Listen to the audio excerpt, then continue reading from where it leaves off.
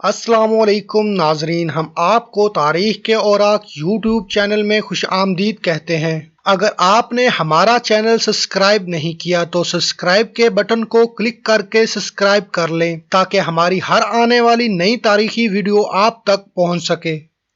Virginia hall دوسری جنگ عظیم کے دوران فرانس میں 3 برس تک نازی اہلکاروں کی ناک کے نیچے سے جنگ کی خفیہ دستاویزات چوری، اتحادی جاسوسوں کے نیٹ ورک منظم اور فرار ہونے والے قیدیوں کی معاونت کرتی رہیں۔ ان کے دشمن انہیں جاسوسوں میں سب سے زیادہ خطرناک سمجھتے تھے اور حالانہ کہ ایک ٹانگ سے معذور ہونے اور لنگڑا کر چلنے کی وجہ سے انہیں آسانی سے پہچانا جا سکتا تھا، وہ اپنا تعاقب کرنے والوں سے ایک قدم آگے رہتی تھیں۔ ورجینیا ہال کی ایک ٹانگ لکڑی کی تھی جس کا وزن 3 کلو تھا۔ اپنے قریبی ساتھیوں کے لیے وہ ایک معمہ تھی۔ وہ مسلسل اپنا حلیہ تبدیل کرتی رہتی تھی۔ وہ اچانک کہیں سے نمودار ہوتی تھی اور پھر بغیر اطلاع کے غائب ہو جاتی تھی۔ جنگ کے غیر معمولی واقعات اور جان و جوخم والے کاموں کے باوجود لنگڑا کر چلنے والی ورجینیا کی زندگی کے بارے میں لوگوں نے ان کی موت کے بعد ہی جانا۔ ان کی موت سن 80 کی دہائی میں ہوئی تھی۔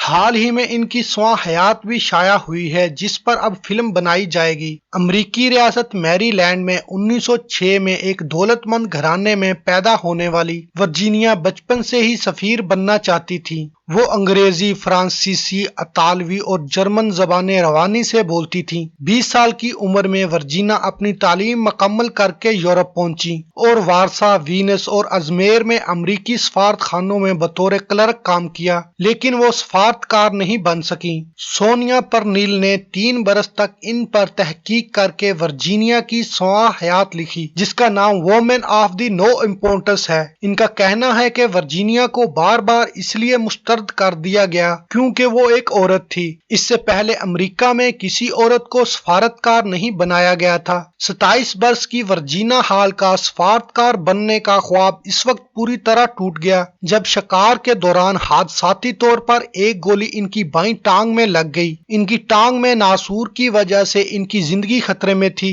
جس کے بعد ڈاکٹروں کو گھٹنے کے نیچے سے ان کی ٹانگ کاٹنی پڑی۔ ورجینیا ایڈونچر سے بھرپور ٹام بوائے تھیں جنہیں گھڑ سواری اور شکار کا شوق تھا۔ معذوری کے بعد انہیں ایک غیر اہم عورت کے طور پر مسترد کر دیا گیا، لیکن ایک روز وہ انتہائی اہم خاتون بن گئیں۔ معذوری کے بعد مایوس ہو کر گھر بیٹھنے کی بجائے ورجینیا نے زندگی میں غیر معمولی چیزیں کرنا شروع کر دیں۔ ایک تو وہ جان باز تھیں، لیکن حادثے نے انہیں مزید فولادی بنا دیا۔ وہ یہ ثابت کرنا چاہتی تھیں کہ ان کے زندہ بچنے کا کوئی مقصد ہے۔ دوسری جنگ عظیم کے دوران جب ورجینیا نے فرنٹ لائن پر کام شروع کیا، اس وقت تک امریکہ جنگ میں شامل نہیں ہوا تھا۔ وہ بمباری اور فائرنگ کے بیچ میں فرانس میں فوجی ایمبولینس چلاتی تھیں۔ 1940 میں فرانس سے جانے کے بعد ورجینیا کی زندگی بدل گئی۔ اسپین میں ایک ریلوے اسٹیشن پر ایک برطانوی خفیہ ایجنٹ کی ان پر نظر پڑی۔ انہوں نے اس ایجنٹ کو مختصراً بتایا کہ اب تک وہ کیا کرتی رہی ہیں اور یہ کہ آگے بہت کچھ کرنا چاہتی ہیں۔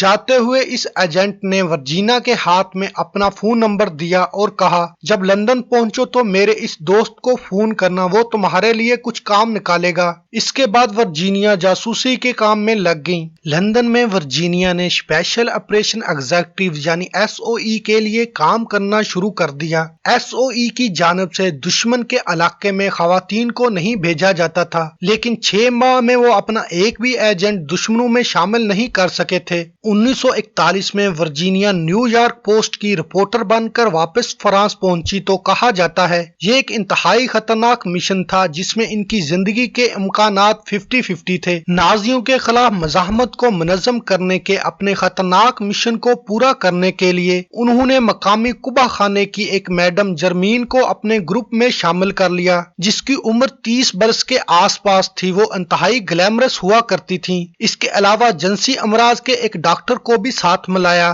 जो इनके चीफ बन गए। जर्मैन अपने सेक्स वर्कर्स के साथ जर्मन ग्राहकों की जासूसी करती थी। वो जर्मन ग्राहकों को नशा आवर मेडिसिन देकर इनके पास मौजूदा अहम दस्तावेजात की तस्वीर उतारती थी और ये मालूमात वर्जीनिया को भेजती थी, जो ये मालूमात लंदन भेजा करती थी। उन्होंने सेफ हाउस बनाने शुरू किए और इन घरों में जेलों से फरार होने वाले जंगी कैदियों की मदद की जाती थी और इन्हें स्पेन भिजवा दिया जाता था। आहिस्ता आहिस्ता उन्होंने सरकारी हकाम, रेलवे वालों और दीगर लोगों के साथ भी अपना नेटवर्क बनाया, जो इन्हें खुराक, ईंधन और हर तरह की मदद फराहम कर सकते थे। ये एक तरह की खुफिया फौज बन चुकी थी। जल्द ही वर्जीनिया ने बड़े बड़े ऑपरेशन करके एजेंटों को जेल से निकलवाना शुरू किया। पुल उड़ाने लगी और जर्मन काफलों पर हमले भी करवाए, लेकिन वो कभी किसी के हाथ नहीं आई। आहिस्ता आहिस्ता जर्मनियों ने इनके बारे में मालूमात के टुकड़े जमा किए और इसे लिंपिंग लेडी यानी लंगड़ाने वाली खातून का नाम दिया गया। वर्जीनिया को बहुत मोहतात होकर चलना पड़ता था ताकि लंगड़ाने की वजह से इनकी पहचान ना हो जाए। वर्जीनिया को मालूम था कि नाजी पकड़े जाने पर मर्दों से ज्यादा बुरा सलूक औरतों के साथ करते हैं।